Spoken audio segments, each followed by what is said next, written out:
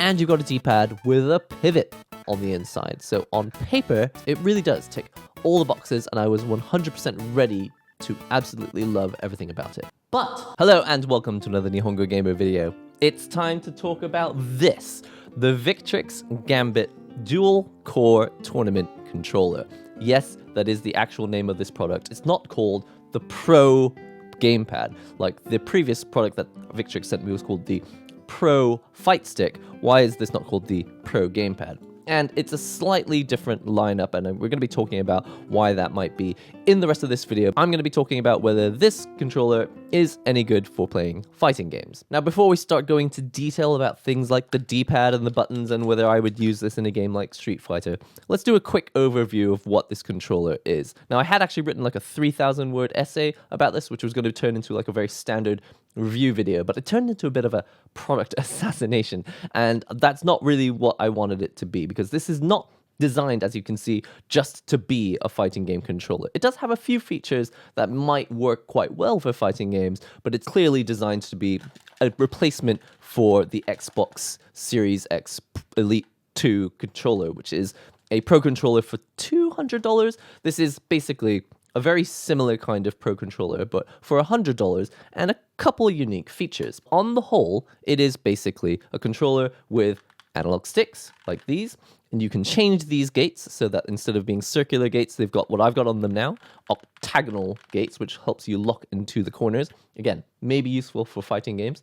It's got a D-pad, which you can actually pry off. You can replace this D-pad with a little plastic plate, which is completely flat. So if you prefer to play with your D-pad on a flat surface like this, you can change that out. It's got all the standard Xbox buttons. It's also got a button here for changing functions that are Victrix specific. It's got 4 face buttons, the standard A, B, X, Y buttons. And on the top, L button, R button, L trigger, R trigger. Something that's unusual that you might not be familiar with if you don't use a lot of Pro controllers is you've got these buttons on the back. These are paddles. I thought this was just to increase the number of buttons that you can press, but it turns out the main reason that these back paddles exist is because when you've got your thumbs on the analog sticks for first-person shooter games, you don't really want to take your thumbs off to press the D-pad or take them off to press these buttons here to like change weapons or reload weapons and things. While we're on the topic of the paddles, Victrix has something which is a slightly unique feature, but also slightly not unique, which is the ability to change these triggers from simple buttons to, if you hold it down, press it, it turns into an actual long travel trigger. So you can actually change the setting to be one of 5 different settings for these triggers. So you hold down the clutch like this, you move it down to where you want it to be, let go, and then it won't go any further than that. You can actually unclick this paddle off like so, and instead of having 4 back paddles, you can switch it out for this attachment, which has only 2 back paddles. Now on the base of the controller, you've actually got the headset jack, and apparently this is compatible with Dolby Atmos. I play fighting games, so it's not really useful or relevant for me to have 3D positional audio, but you do get Dolby Atmos compatibility in here, and I think to use Dolby Atmos, you actually have to like sign up. It comes with a subscription to Dolby Atmos. It's like a lifetime subscription to Dolby Atmos. There are a couple more things that are quite cool about this controller, and the main one is that you can actually remove this faceplate from the controller. So instead of having this white plastic faceplate, you can actually pull this whole thing off and replace it with the silencer pad. So this is made of rubbery silicon. It's practically silent. It's much, much quieter than when you have the white plastic one on here.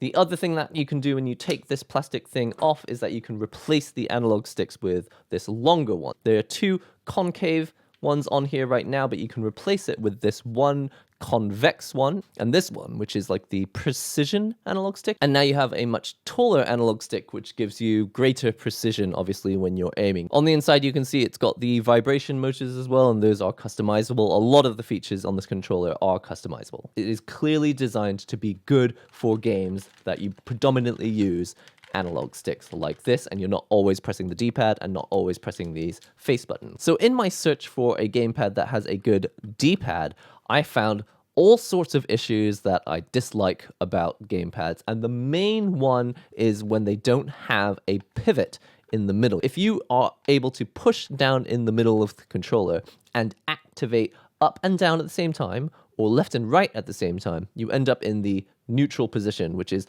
often not what you want. And even if you do want neutral, you want it to come out when you want it and not by accident. And the main reason is because when you're in neutral, you're not blocking. Really, you want to be blocking or you want to be moving. If you're just standing like a sitting duck, you're going to be in trouble. Well, the good news is that the Victrix Gambit dual core tournament controller does have a pivot on the inside. So when I heard that, I was absolutely overjoyed. But then I actually started to use it in some fighting games. On a PlayStation controller, you have the D-pad in the upper position right here, but on an Xbox controller, you have it down here. That in itself is not a big issue. I've played on Xbox controllers before, I've used the D-pad, and it didn't have a huge issue. But the thing with the Victrix controller is that they have used I think this is a very similar shape to the Elite Xbox controller shape. And what it means is that it's very comfortable when you put your hand on it and you're using the analog stick. But when you put your thumb on the D-pad, you kind of like stretching your thumb out to the right. It's not uncomfortable, but you are locked into a very unusual position where you can no longer move your palm further in. And so you're holding your thumb on the D-pad at this slightly sideways, slightly diagonal position. Contrast that with what I usually use on a PlayStation D-pad, having the D-pad in the upper position and having a slightly more vertical position for the hand holds, or whatever you call these, the handles. You can actually put your thumb on the D-pad in a much more vertical position, which means that when I'm going left, right, which is 95% of a match when you're playing Street Fighter, it's very, very simple because I just rotate my thumb like this, left, right. If I try to do that on the Xbox style controller, I'm kind of going bend the thumb forward, flatten the thumb out, bend the thumb forward, flatten the thumb out. And in addition to that, because it's diagonal, you're no longer using like the useful parts of the thumb to press on the actual D-pad. There are people who use the bony joint part of their thumb to press on the directions. So they're basically using like a tiny little arcade stick. They're just tapping on all the buttons like this. And if that is how you play, this controller still isn't very comfortable for doing that because this paddle pushes your hand out so far. If you hold your D-pad the way I do, which is just using standardly the fleshy part of your thumb just sitting on the D-pad, instead of having the responsive tip of your thumb and the responsive edges of your thumb to rock back and forth like this, you're now at an angle and you're using kind of the tip of your thumb but slightly off to the side for right, and you're now using this weird fleshy part of the thumb underneath the center but slightly to the side over here.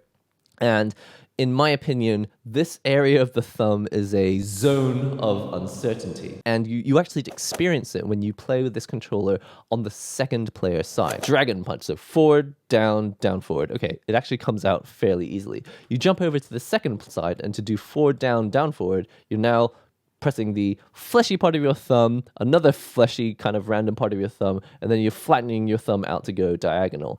I could never get it to come out consistently, to the point that I really found it very difficult to play any actual matches with this controller at all. I was basically stuck in training mode, just trying to get basic combos to come out, and I really, really couldn't do it in this position. The joint of my thumb will hit the white plastic surface of the controller before I've actually actuated the button. All I'm trying to say is that upright like this is a preferable position for my thumb than having it at an angle like this. But with the Xbox style shape, I'm forced to use it in this diagonal shape. If I want to have my thumb like this, I'm basically not holding the controller anymore. I'm basically going from a good handhold to not really holding the controller at all. The second thing, which is kind of frustrating about this controller, is, like I said earlier, in fighting games, you spend like 95% of your time just pressing left, right. You're like moving into range of your opponent, like backing out of range, or you're blocking, or you're like trying to tempt your opponent to do something silly so you can punish them. But on this controller, for whatever reason, every time I was going back and forth, I kept accidentally pressing up to jump. And so when I tried to figure out why this was happening, it's because the controller does actually push down in the middle. It has a pivot, which means that you can't accidentally do simultaneous left and right or simultaneous up and down. So that's a good thing. But like most D-pads, you can still press down in the middle. And when you press down in the middle of a D-pad, it means that all the buttons are now very, very close to being activated. A millimeter, less than half a millimeter of movement up or down will then cause the D-pad to input up or down instead of left or right. And when you're pressing left, when you're moving back and forth in a match in Street Fighter, if you accidentally jump, what you're doing is you're accidentally taking a huge, massive risk because you're going to get anti-aired, and then depending on the game, an anti-air could turn into like 30% of damage. Not something you want in a tournament controller. So I tried to figure out, why does this happen? And it turns out, even though it has a concave shape, it's very, very, very, very flat.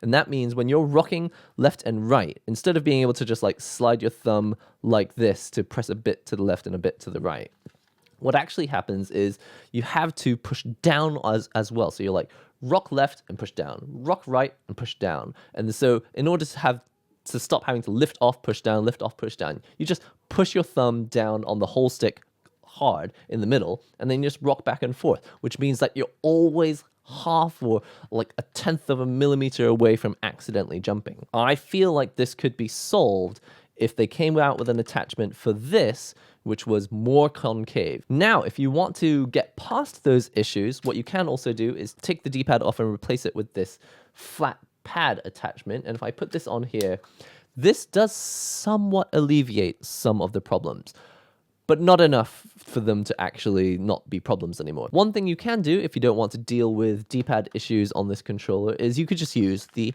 analog stick, and quite nicely, they ship this controller with circular gates and octagonal gates. So I've got the octagonal gates installed in here, and you can hear it.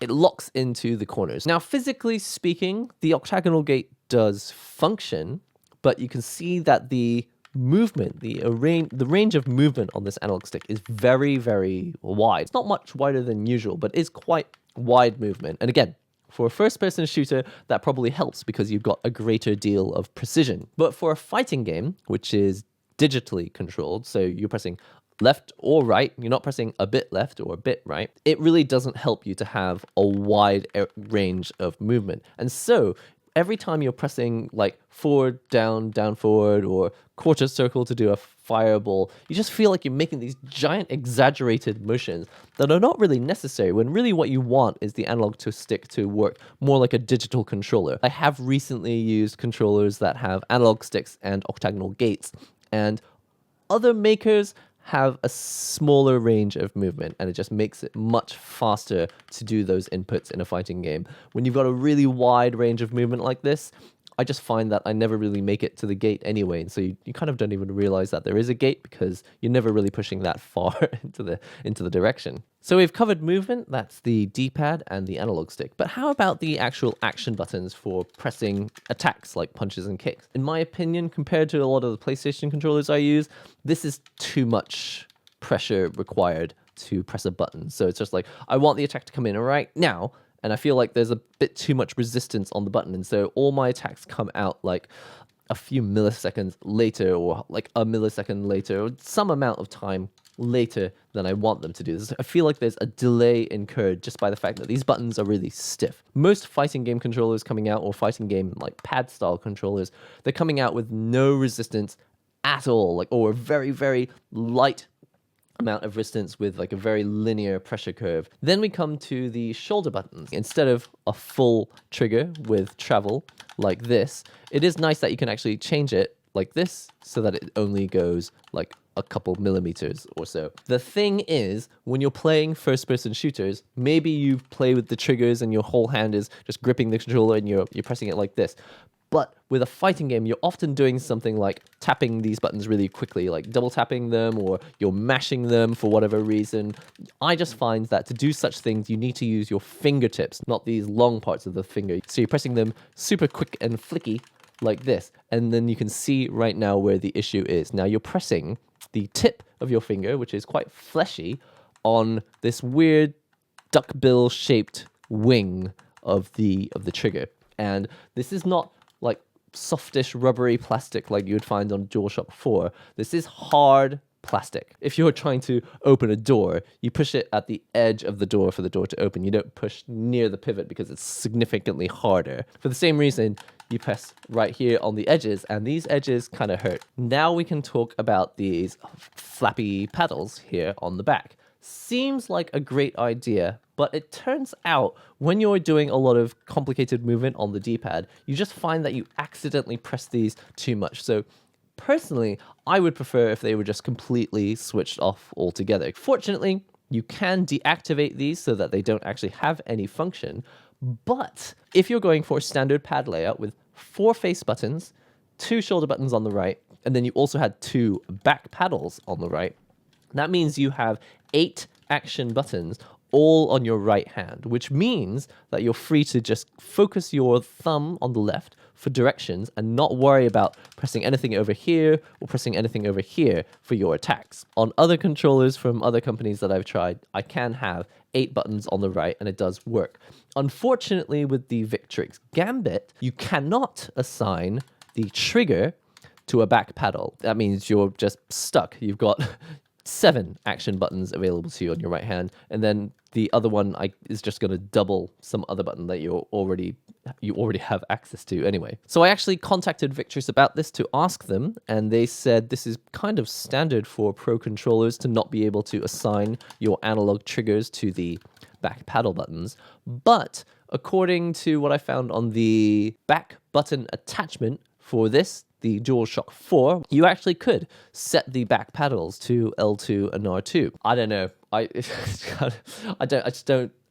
such a shame. Now that is all with regards to the main functions of the controller. But there is one reason why you might want to put up with all of those things that, in my opinion, were issues, if you want a competitive advantage. The main sticker feature for the Victrix Gambit dual core tournament controller, I can't believe they chose such a long name, is that it's dual core. And by being dual core, it gives them a slight speed advantage over other Xbox controllers. They got some independent tests done, and they found that analog sticks are particularly laggy, digital buttons not as laggy, but they ranged from 2.4 milliseconds to 8 milliseconds for input delay coming out of a digital button. They made a dual core processor so that this controller can handle audio and input processing on a separate processor. I don't really know why controllers are wasting their time outputting audio when really I think they should just be focusing on doing input processing only. But anyway, the workarounds to make the fastest Xbox controller for Victrix was to put a dual core processor in it. So while one processor is dealing with Dolby Atmos and audio coming out of it, it did actually make it marginally quicker. Now, when you read the marketing bump for the Gambit, at most it is 8 times faster than other competing Xbox controllers. But that is compared to the absolute slowest controller that they had in the independent test. The fastest controller that wasn't the Victrix Gambit was 2.4 milliseconds. The Victrix Gambit, with its dual core processor, now sends out digital inputs at 2.1 milliseconds. So you have a speed advantage of 0.3 of a millisecond. Now, let's talk about whether 0.3 of a millisecond actually makes any difference whatsoever. Most fighting games are running at 60 frames per second. So in 1 second, that's 60 different frames. And in a single frame, you've got 16.7 milliseconds on average. Now, in that one frame, every 4 milliseconds, it will look for new inputs. So there are 4 windows of opportunity when the Gambit can send its input, right? If you both press buttons at the exact same time, there are 3 windows of opportunity. There are 75% of that frame of time when pressing the button is going to get your inputs in at exactly the same time, the next frame of rendering or animation in game time, however the game works. However, if you were to press the button in the very last 2.4 milliseconds of the frame, then the person with the competing controller would have their input arrive on the following frame. And your input, because you are a Gambit player, will appear in the previous frame. And instead of turning into a trade where you both take damage in a fighting game because you press buttons at the same time, one of you would get your attack out first, you'd hit their hurt box, and their attack would be one frame behind, and so they wouldn't actually trade, they would just take all the damage. That neutral situation where a trade would actually cause you both to get knocked out, or one of you to win and one of you to lose, that's going to happen at the end of the match. You're talking about the one moment that you both press the button at the same time. So let's say your characters both come within range and you can both hit each other if you pressed the button first, but you press the button at the exact same time. So the player with the Victrix Gambit controller will hit the other person first, but only if you hit them in the fourth of 4 windows of opportunity and in the second half of that 4 milliseconds. So with 2.4 milliseconds to go, if you press buttons at the same time, your input would come out first. But if you waited 0.3 of a millisecond later, both your inputs would show up in the next frame anyway at the same time. So there is... So I probably don't have the maths completely correct, but there's a very, very specific situation where winning a trade would actually win you the round. And in that very specific situation, you would need to be at the very end of one frame of animation, and you would have to hit a button within a 0.3 of a millisecond window for it to have any competitive advantage over the next fastest controller, which is running at 2.4 milliseconds of input speed.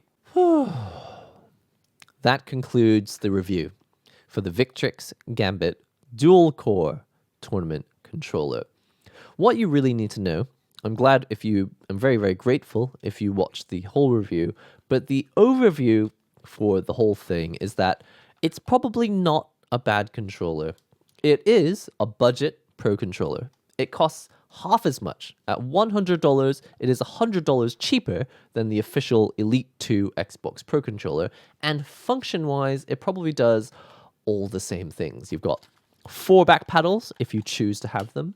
You've got changeable trajectories. You've got changeable travel distances on your triggers. You've got your bumpers. You've got your 4 action buttons. You've got 2 analog sticks with also these octagonal gates if you want to use them for fighting games, and you've got a D-pad with a pivot on the inside. So on paper, the Victrix Gambit does actually tick all the boxes. It really does tick all the boxes, and I was 100% ready to absolutely love everything about it. But in practice, I think the position of the D-pad just makes it basically unusable for me. I think the fact that it's not concave enough means that you end up pushing down on it too much, which means you accidentally jump all the time. It just happens all the time. I was jumping all over the place when really all I wanted to do was move backward and forward.